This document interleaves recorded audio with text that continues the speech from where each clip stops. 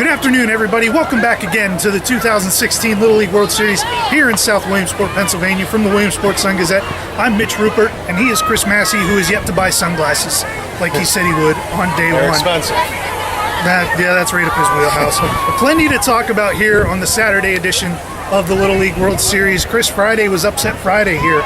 You know, we're going to talk about how California lost to Iowa. We're going to talk about how Japan lost to Canada. But really, I think the narrative is the other way in the fact that Iowa won that game and Canada won that game.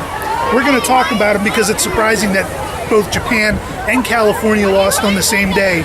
But those two teams won those games, which was fun to see. They played great. You know, that's what I thought during the Canada game. You know, you occasionally run into a dominant pitcher, and Japan finds itself locked in a 1-0 game or 1-1. That what stood out to me was that Canada was hitting the ball all game, scoring a lot of runs. You don't see Japan down 6-0 many times, 10-2. That was the shocking part to me. Was how balanced Canada was. You know, they bring up a pinch hitter and he hits a home run. You just don't see that a lot, but it speaks volumes about Canada and what they're capable of. And take nothing away from Japan. They're great. They're one of the most popular teams here every year. They're great ambassadors of the game. But it was kind of fun to see. It was some freshness here to see a team, an underdog team that doesn't have a lot of success here, shock the Little League world per se. We were talking about it in the office, and when Japan was down 4-0, you kind of go, okay, well, they still got their bats coming. They're going to make a run here. When it got to 6-0, you were kind of like, this might actually happen here. And Canada never took their foot off the pedal yesterday, and that's what you have to do. They were behind Loretto Siniscalchi, who started. He was throwing 75 to 80 miles an hour, and then he hit a home run too. They rode their big horse to that win. They did. He was dominant, and I think 18 of his first 21 pitches were strikes. At this level, that's incredible. Yeah, against a team like Japan. And usually Japan, you can dominate them the first time through the lineup. And the second, third time, they really start making adjustments and hitting the ball. And they just couldn't catch up to him yesterday. And then, he had plenty of support. He helped himself out. And they went all out. If they were going to lose yesterday, they were going to go out with their boots on, so to speak. They had a couple of runners thrown out at home.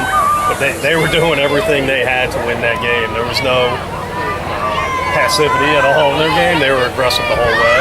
The thing I loved about Siniscalchi, he hits that home run late in the ball game, gets the Edwin Encarnacion wing, carrying the parrot around the bases. I love to see that. I love to see kids having fun playing the game, just like the big leaguers. People get caught up in about, is it sportsmanlike or not? They're 12 years old. It's fun. Absolutely. Let them have fun and enjoy the moment. I love a Little League bat flip. Who doesn't love a Little League bat flip? Yeah, you got to enjoy moments like that. That's what it's all about. How many of these kids are going to make the majors? Exactly. If any. Enjoy it. This is major league-like treatment here. Live the moment and enjoy it.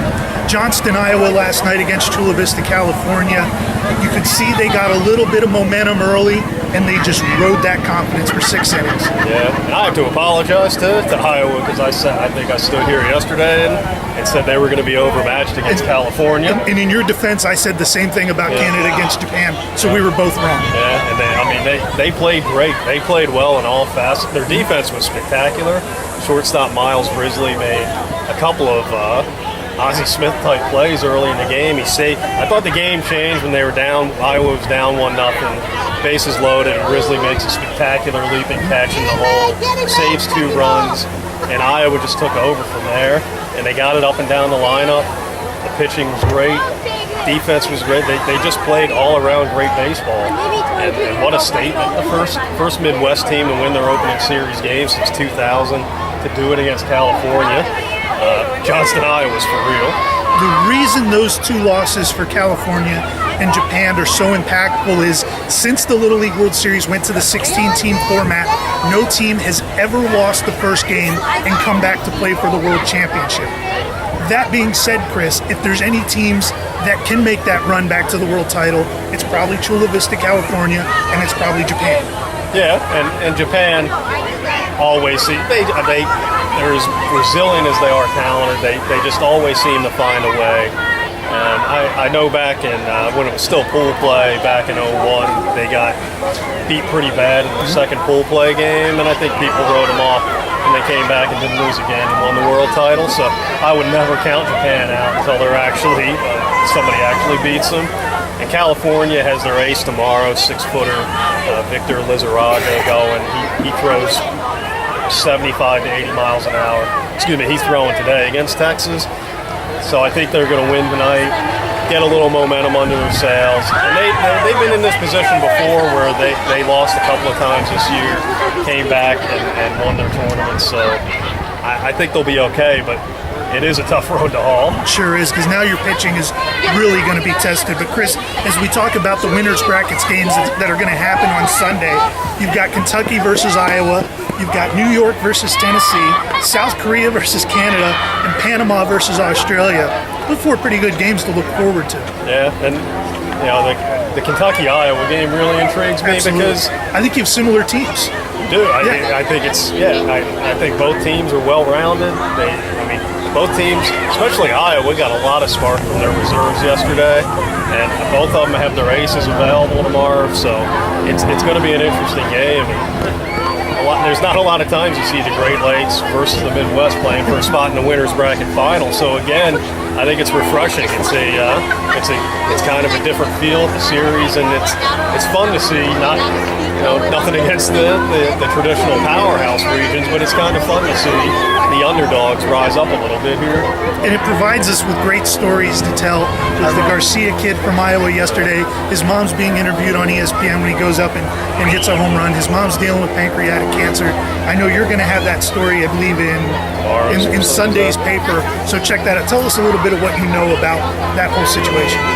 His mom, Jen, is a motivation to all of them. She dealing with pancreatic cancer, literally fighting for her life. But she's not missing any games. She was at the Midwest Regional in Indianapolis. She's here at the Little League World Series. And I think the team's drawing strength from her. And JT said it after the game about what he's learned from her is, hey, you strike out, you make an error, who cares? You pick yourself back up and you keep fighting. It puts everything in perspective. And I think the Iowa team's kind of symbolizing her toughness and not letting anything keep her down. And inside their hats, they wear "Play for Jen." And she's obviously a huge motivational source, and I think it goes both ways. I think the team and her son is inspiring her too, and taking her mind off of things and giving her something to really smile about. She looks great. She looks like she's really fighting hard, and that's great to see. We're always worried about the people here. The games are secondary when you have stories like that. But Chris, I think we did a much better job today than we did yesterday. We knew what games were being played. We couldn't do any worse. No, this was a little less fun. I mean, it's I know, it was fun yesterday. It's more fun to make fun of how short he is. I'm short, but I'm wiry.